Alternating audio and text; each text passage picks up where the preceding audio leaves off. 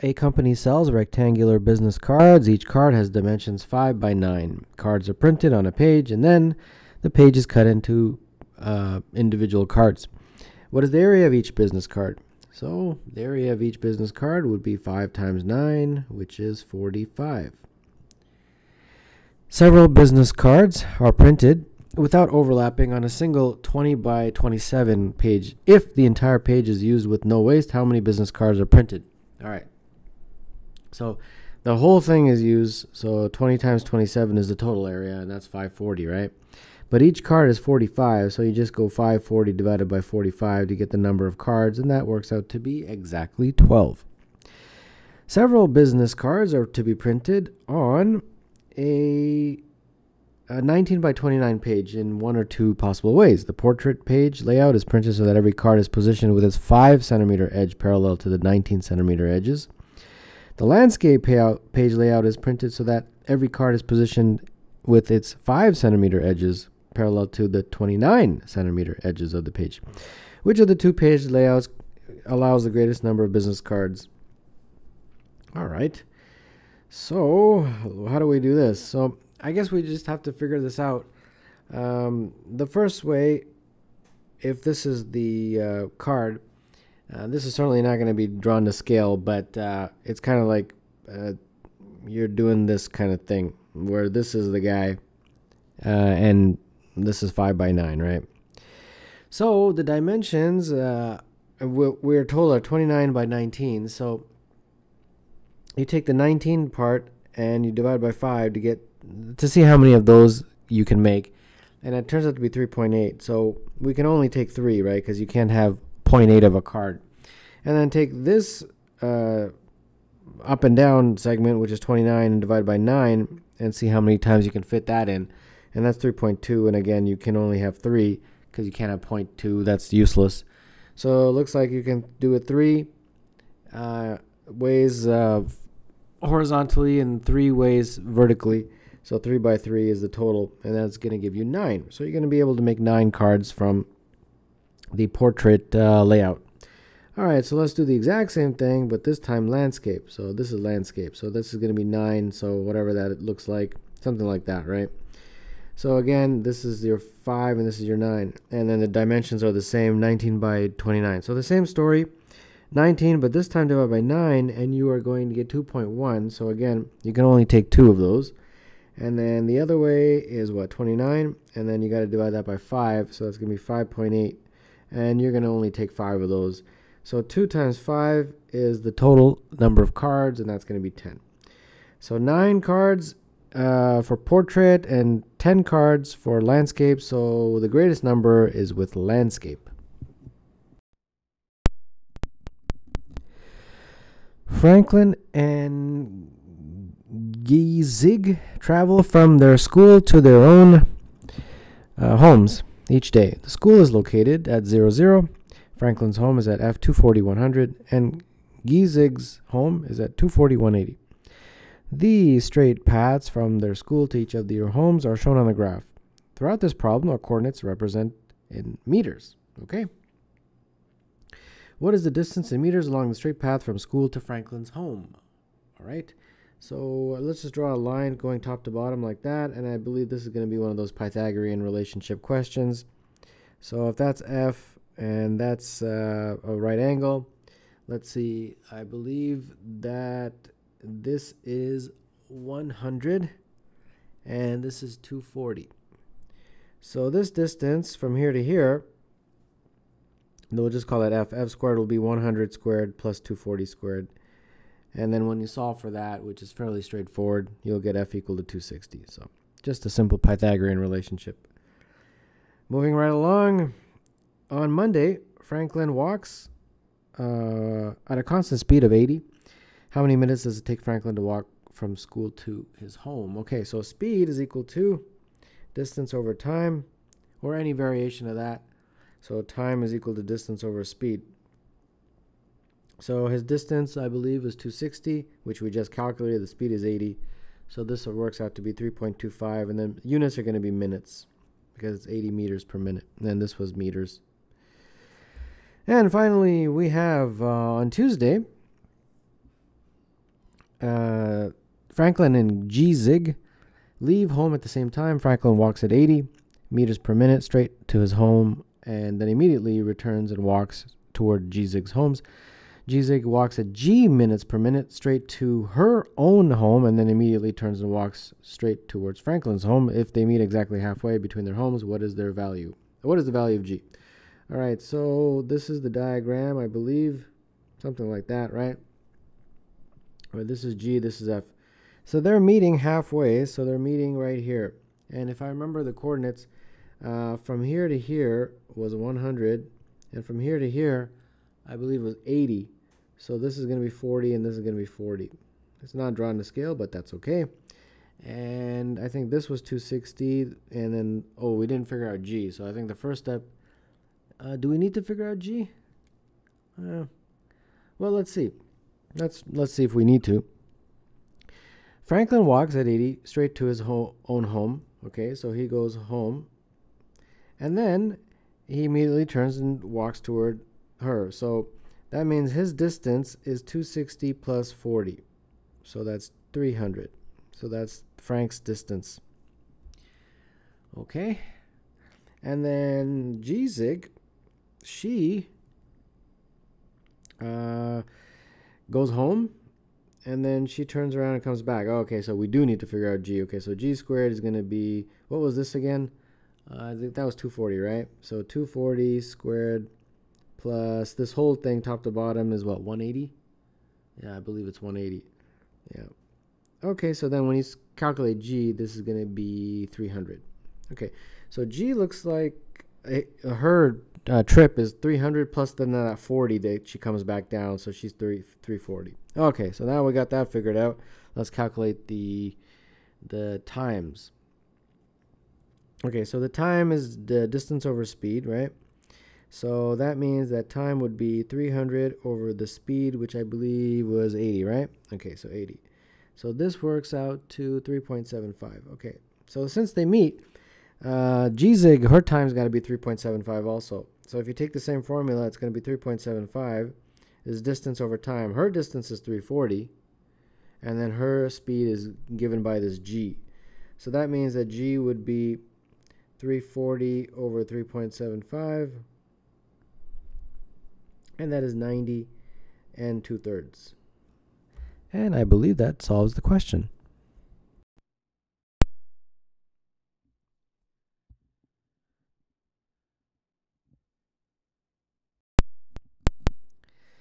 Given a list of 6 numbers, the reverse operation Rn reverses the order of the first n numbers in the list where n is an integer between 2 and 6 inclusive. For example, if the list is 1, 4, 6, 2, 3, 5, then after performing R4, the list becomes 2, 6, 4, 1, 3, 5. If R3 is performed on 5, 2, 3, 1, 4, 6, what is the new list? So you guys understand this, right? So they give you a list, and then they say R4. So the 4 refers to the first 4 numbers, and then you reverse them. So they've just reversed those first 4 numbers. So this 1462 becomes 2641, and then the last 2 are unchanged. So they're doing the same thing there, but R3. So you take the first 3 numbers and you reverse them. So 3, 2, 5, and then the remaining numbers would stay unchanged. So your new list, I believe, would be 3, 2, 5, 1, 4, 6. Yeah. Okay, you got it? All right, so let's keep going here. Reverse operation is performed on this list, 1, 2, 3, 4, 5, 6. Second reverse operation is performed on the list, resulting to give 3, 4, 2, 1, 5, 6. Which 2 reverse operations were performed? Okay. So we got to figure this out. So we go, it was 1, 2, 3, 4, 5, 6, and then something happened. And then something happened again, and then we got 3, 4, 2, 1, 5, 6. So it looks to me like these 5, 6s didn't change. Okay, so that makes me think that I just got to concentrate on the first 4. Okay. So I'm going to say that this was changed, so it's an R4 was performed. If R4 was performed, then it would be 4, 3, 2, 1, and then 5, 6, right? Okay, from this guy, we got to then go to here. This guy here. So what's happening here? I think, I see it. I think the first 2. So you got to do an R2. If you do an R2, these two guys would flip and become 3, 4, and then the rest remains the same. Okay, so an R4 followed by an R2. So you just got to fiddle around with that until you get it. It's not really that big of a deal. Okay, this part C. Suppose that M is the minimum number of reverse operations that need to be performed in order for the list 1, 2, 3, 4, 5, 6, so that 3 ends up in the last position. The value of M can be determined by answering 1 and 2. Find M reverse operations and show that after performing them, the desired result is achieved. Explain why performing fewer than M reverse operations can never achieve the desired result. All right. So what are we doing here? We're going from 1, 2, 3, 4, 5, 6, and we are going to something. And okay, we got to figure out how many times we have to do these. And then what's the only thing that we are told that the last one, so the very last guy is going to be a 3. And that's it. Okay. Well, I don't think you can do it in 1, because no matter whatever you do once, 3 won't be in the last. Because if you did a R3, 3 would be the first. If you did an R4, 3 would be, I believe, the second. If you did an R5, 3 would be the same. If you did an R6, 3 would be the fourth. So no matter what, you have to do most likely 2 of these guys. So let's see what happens. What I want to do is, if I can get 3 into the first position, then I can just do an R6 and put it in the last position. So I can put it in the first position with an R3, right? Because this would be 3, 2, 1, and then this would remain unchanged. And then if I do an R6, it all flips, so it becomes 6, 5, 4, 1, 2. So as you can see, I did it pretty quickly. So I did it in 2, so that means my M is 2. And there's no way you can do it in 1.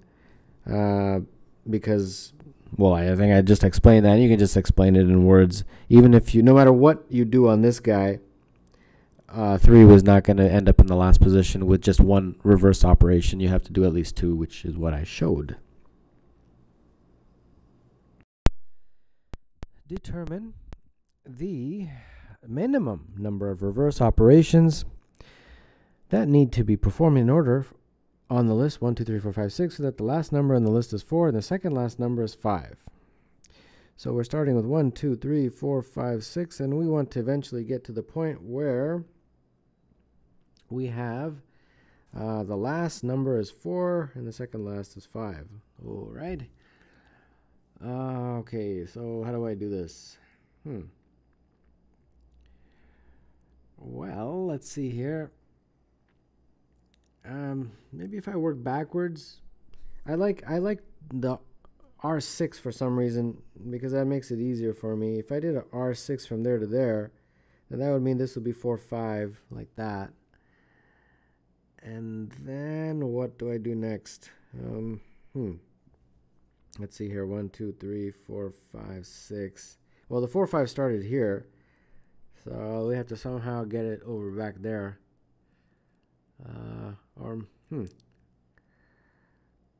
Let's see here. So it looks like all those guys, 1, 2, 3, they kind of shift over. So what if I did an R6 here? This would be 6, 5, 4, 3, 2, 1. And then, okay, I got it. This one, if you did an R3, it would be 4, 5, 6, right? And then these guys don't change. And I believe that's it. Yeah, so this isn't needed. And then on this guy, you do an R6. Is that right? And if you do an R6, it would be 1, 2, 3, 6, 5, 4. Okay, that's it. Yeah, I got it. So just some fiddling around. So there's an R6, R3, and an R6. So however long it takes you to do that.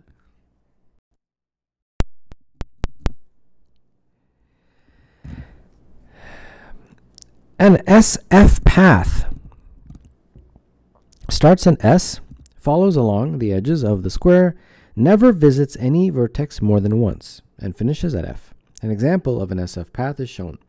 In your solution booklet, draw the SF path that passes through each vertex, except Y and X. Okay, So we have to avoid this guy, and we got to avoid this guy. So start here, we'll go here, we'll go here, we'll avoid going to x, go here, go here, go here, go here, and there, and there. I think that's it, right? Yeah, because we have to go everywhere except x and y. And I believe that does it. B, explain why no SF path passes through all of the three vertices A, B, and C in the diagram shown. Okay, the key thing here is that you can't visit any vertex more than once. All right. Okay, so you just have to kind of explain it. Like, you have to draw a whole bunch. So, for example, you know, these are some of the variations, right? And you'll see what happens. For this guy, it's just showing, like, if you start here and you go and you got A, well, you first got C, then you got A, and you got B. You say, well, I got them all. But you have to eventually end up at F. And if you go here, you end up at W, but you can't go back because then you would hit X twice, and you're not allowed to hit any vertex more than once. So there's no way for you to get to F here. So that one doesn't work. How about you try this guy? Okay, you got C, you got A, and then you get stuck because from here you can only go there, and you can't go there because you've already been there. You can't hit any vertex more than once. So that one's out. This guy over here, you start off with C, and you get there, and you get to B, so you got 2. But then when you make an attempt to go up to A, you have to cross this again, and of course that is not allowed. Similarly here we got C, and then we got B, and then we got A. We got them all, but then we have to end up in F, and there's no way to do that unless you cross the same vertex more than once. And yeah, I think, you know, I think that pretty much exhausts everything. And you can explain that in words, and if there's any other variations, you can see that there's no way to get to F by following all the rules of the question. Determine the number of SF paths in the diagram below. All right, so we've got this big diagram here, and we have to figure out the number of SF paths. Okay, so they haven't put them in, but there's 20 squares from there to there, and then you've got this on top, 20 squares from there to there, and then they overlap. So what I'm going to do is I'm going to cut a segment off, and that's this segment right here, this little segment right there. So those 4 squares I will treat differently. What I mean by that, I will talk about those initially, and then we'll talk about everything else. So the everything else part would be these guys. So that's that would be 18 squares, right? Yeah, I believe 18 squares. And the same thing up top. And those would be 18 squares. Okay, so here we go. First, let's just talk about the red guy in the middle. So the red guy in the middle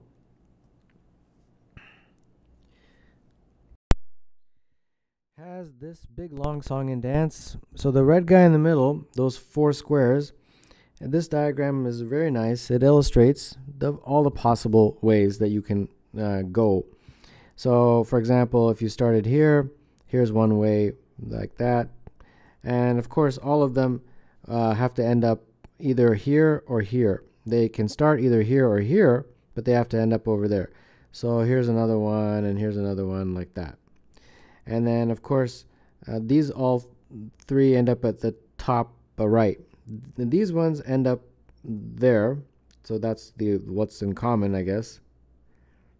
And they start here. So that's why they're grouped together. And these ones, they start bottom and end up there, as you can see. And the last ones start up at the bottom and they end over there. So as you can see, 1, 2, 3, 4, 5, 6, 7, 8, 9, 10, 11, 12, 13. So there's 13 ways of doing that middle section. You got it? So just keep that in mind. All right, so we figured out that we have 13 possible ways of traveling around that middle section that I have colored in red. So 13. Okay, great. But what about these other 18 squares? Well, each point has 2 choices. We start here, right? And we have to end up here. Now, each point has 2 choices, and let me explain. So if I say that, you may not be convinced that each point has 2. So let me just draw it all out, and then maybe you'll be convinced. So I got to draw 18, right? So 1, 2, 3, 4, 5, 6, 7, 8, 9, 10, 11, 12, 13, 14, 15, 16, 17. Let's draw 18. Okay, so then I'm going to stop because I've got to put in this guy. And then the rest kind of goes on from there. So we're just concerned with these guys. Let me just see if I actually did draw an 18. 1, 2, 3, 4, 5, 6, 7, 8, 9, 10, 11, 12, 13, 14, 15, 16, 17, 18. I did. Okay, great. So now let me explain about each point has 2 choices. You got to start here, right? From that point, you've got 2 ways to go. Either you go this way or that way. So 2 choices. Got it? So 2 choices right there. And then if you ended up going, let's say you ended up here, you only have 1 choice. You can only go that way. And then you end up here. Or if you ended up here, you're kind of on the next one, right? From that, you have 2 choices. So from here, you can either go this way or that way. You got it? So same thing. If you ended up here, you'd have 2 choices. You could go that way or this way. So that gives you 2 choices, regardless of which point you ended up at. And similarly, if you end up here, you got 2 choices. You can go either that way or this way. Similarly, if you ended up here, you could go this way or that way. If you end up here, you can only go this way, and you end up here, you got 2 choices that way or that way. So at every point, you have 2 choices, and that's what I mean. And how many do we have? 1, 2, 3, 4, 5, 6, 7, 8, 9, 10, 11, 12, 13, 14, 15, 16, 17, 18. By the time you get to here, it's 18. So you have all these 2, 2, 2. And then at this point, you can only go one way. If you ended up here, you could go this way, but then you'd end up here, which would only give you one way. So regardless of how you do it, you always have only 2 choices. So if you combine all of these, it's 2 to the power of 18. So from here to here, there's 2 to the power of 18 possible ways of traveling, the different combinations. And then the last guy, which would be this guy here, is the same story. That would also give you 2 to the power of 18. So when you combine it all, you got 2 to the power of 18 for these 18 squares, 2 to the power of 18 for those, and then for the middle guy, you got 13. So it's 2 to the power of 18 times 2 to the power of 18 times 13. That's the grand total. Or 2 to the power of, what would that be, 36 times this 13. And that is the grand total number of paths in that big diagram.